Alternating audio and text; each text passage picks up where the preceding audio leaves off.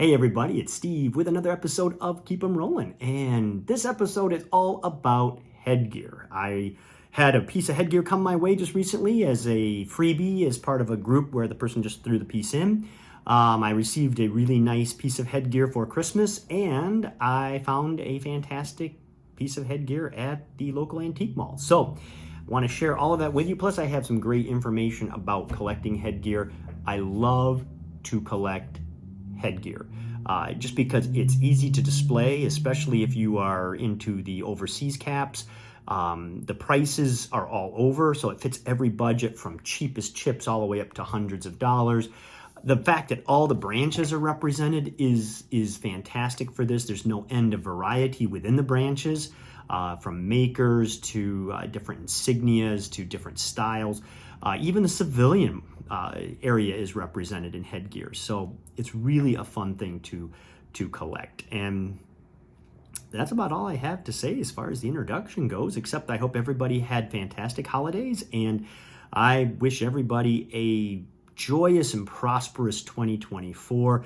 I hope all of you, are able to add amazing things to your military collection.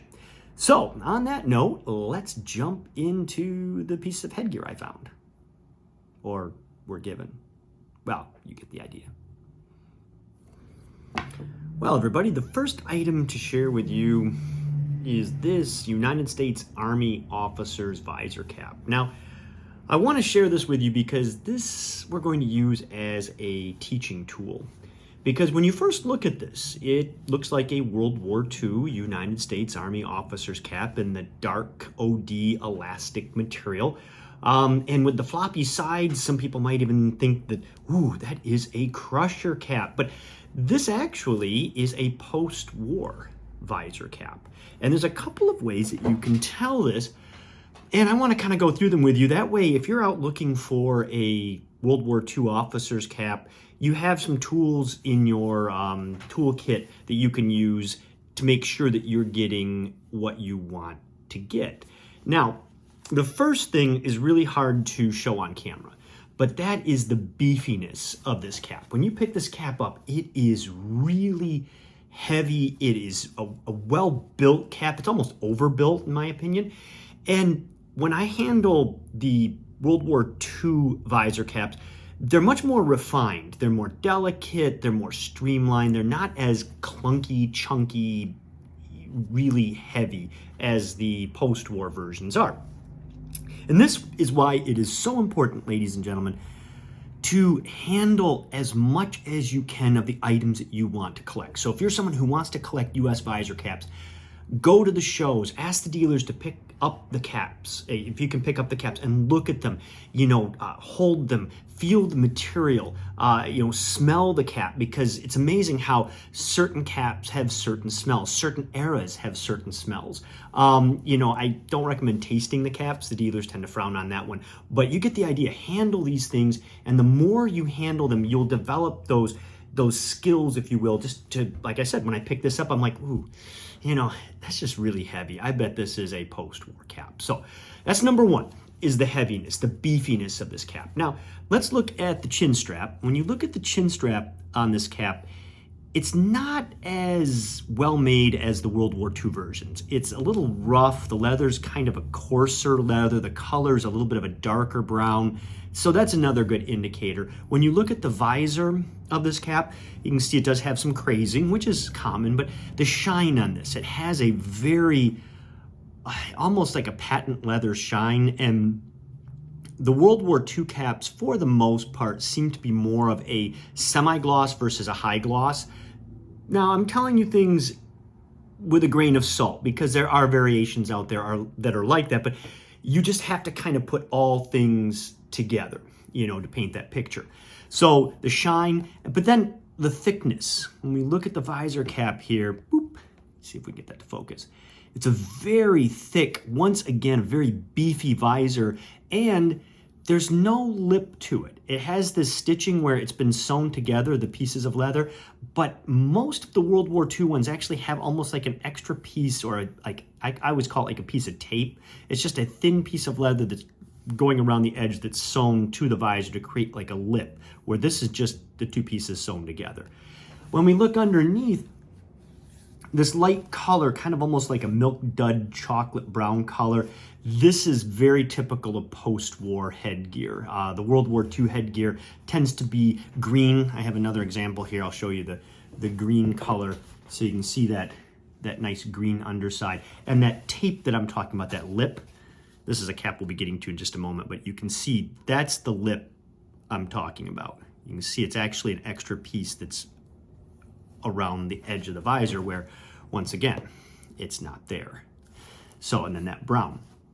When we look at the interior is, once again, overdone. It's got this real heavy liner on the interior.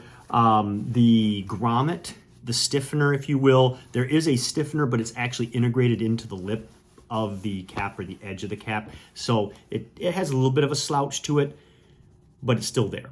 And that's another indicator. The real giveaway that puts this cap right at 1947 comes under the sweatband. Now, this is something that I want to advise you to be very careful if you're going to do this. Sometimes there's information hidden underneath the sweatband. The problem is, to access that information, you have to fold the sweatband down and take a look. If you're in an antique mall where you don't have anybody that you can ask to do this, proceed very carefully. The stitching here on the inside, it can actually dry rot just from the sweat of the wearer, or the pomade they use in their hair can actually react with the thread, causing it to rot. And this is why you see caps, those of you who collect headgear, you see caps all the time where the sweatband is actually loose, missing, coming unattached, or you just kind of touch it and it starts to crumble. So be very, very careful. If you're at a show and the dealer is there, ask the dealer if you can do this. If the dealer says no, I don't want to fold that sweatband down, then you're going to have to make that judgment call. Don't be mad at the dealer. They have every right to say no, but make that judgment call based on everything else with the cap. Sometimes dealers will say, yeah, you can do that, but you break it, you buy it.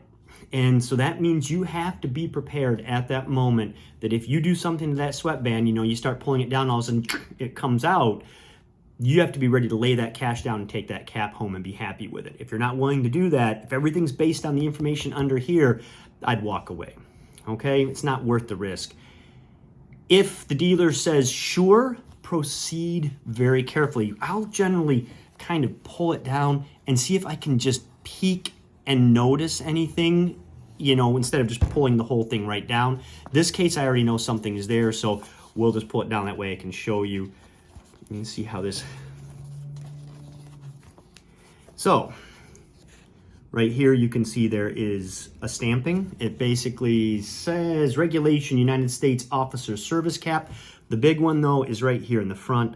This is very typical of post-war caps, and the date is right in here as well. It's dated 1947, so we know that this is a post-war cap. Now, I don't collect post-war headgear, at least not actively, but this was practically a giveaway. It came with some other things and was just kind of thrown in, so I took it, and I thought it would be a good teaching tool for all of you, just to know that, those post-war caps, they're out there, and they do look real similar to the World War II version.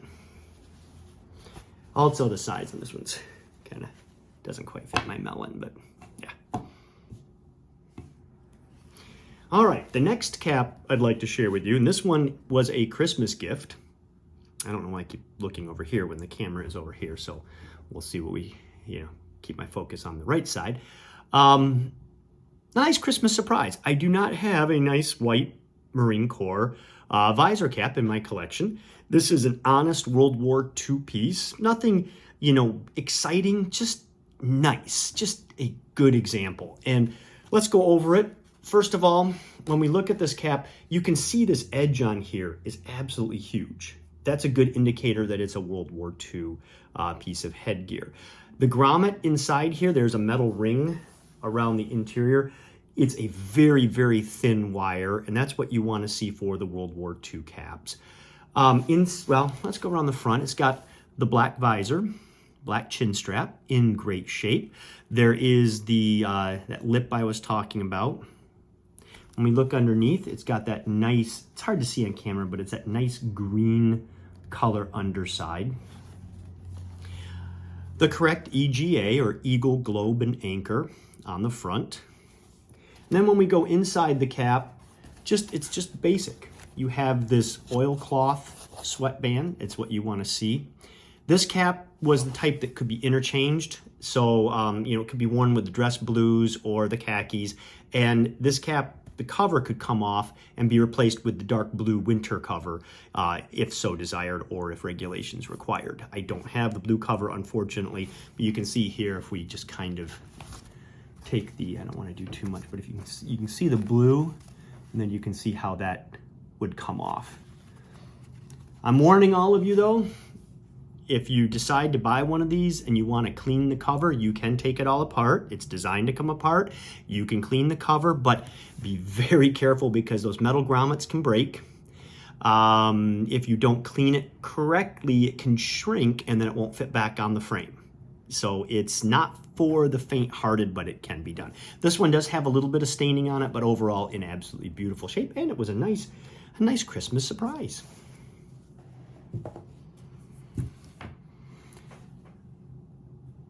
The final cap that I want to share with you is this enlisted man's United States Army Visor Cap. This one actually dates from the 1930s, and we know this because of the black visor and the black chin strap. It's in that beautiful, almost patent leather type material. And the black was used through the 30s and up into World War II before it was finally replaced with the brown. So on the front, we've got that black visor, black chin strap. We have the device. The device is standard, but this one, when you look at it, it is super thin. And this is indicative of those early devices. They were very delicate, very refined. As we get into World War II, they tend to become a little bit chunkier, and they get real chunky after World War II. So that's a good indicator right there. On the interior, we see that you've got this kind of beautiful sateen yellow material here. And then you've got the sweat diamond here, the sweat shield with the maker. It says superior quality, high grade. And when we look at that yellow liner, you can see the pattern in there. That's also very indicative of the 1930s. If we look at the underside of the visor, you can see it's that beautiful green underside that you want to see. And 1930s caps, they tend to be very well made. You know, I talked about this cap being kind of chunky and overbuilt. There's a difference between being chunky and overbuilt and a cap that's just well made. It's very, once again, superior quality. And you have to remember that in the 30s, we didn't have that huge army. And as you start going into the latter part of the 30s, we get the peacetime draft, you start into World War II, and now you've got that influx of thousands, hundreds of thousands, millions of men going into the service, and these companies need to churn out these caps for those millions of men now in the service. The attention to detail tends to drop. It's not that the caps are made it's not like they're poor quality. It's just they start doing away with things that they don't feel are necessary, things that are just extra adornment. These get a little bit thicker. Visor switches to brown. The liners change. They get a little less fancy with the liners and so forth and so on. So that's another good indicator of the cap. Now, when you look under here, you can see right here where all of the leather sweatband is starting to kind of come away. The thread's rotting. And we talked about that as far as looking under the sweatband when we looked at that officer's cap. And the reason it rots like that, and it always tends to rot in the front, it's because when you put this on, this cap actually fits me. And that's another thing. If you're going to try on a cap at a military show, ask the dealer first. Don't just cram it onto your head and be like, oh, let me try this on. I know some of us out there like to collect headgear because we want to use it for reenacting, and that's great. I like to try a piece on because I know the size of my head and I know my various mannequins and glass heads and so forth and what they fit. And by putting this on, I get an idea, yes, that would work on that mannequin or that glass head. But you can see when you look here, my forehead is right here, right where that front sweatband is, and that's where, you know, I'm going to sweat. That's where the pomade is from my hair. You know, it's kind of right there as you sweat, it runs down a little bit, and that's where that thread is going to rot out. Now, if you try a hat on like this, when you go to take it off, you don't just want to grab the visor and take it off, because if I do that, that leather sweatband is going to stay stuck to my forehead and it's going to tear right off. So what I do is I use my thumbs and I just very carefully just kind of work around to break the suction and to just get that loosely off so it doesn't ruin that sweatband. So this little beauty right here, you know, and I try to pick these up whenever I find them. I found this at an antique mall, and the price on this, if you can believe it, was only $15. And, you know, I try to buy these any chance I get, because as time marches on, these are getting harder to find, and they're getting really hard to find in, you know, good condition. So that was just a fun find. You can see a little bit of crazing on the visor, but nothing too bad. Well, everybody, I hope you enjoyed the video, and I do have some really neat ideas for some future videos, including just kind of a little teaser here. Let's take a look there, and yeah, those are also some Christmas presents that I am excited to share with you. For those of you who are fans of the first, see if we can see his insignia there, the 1st Division there. So those will be coming up, but next video that, well, I can't promise that. I'd like to do the room tour video next, but you may get one more recent pickup video before that happens. We'll have to see. So it's coming. But on that note, once again, Happy New Year, everybody. And this is Steve reminding all of you to, well, keep them rolling.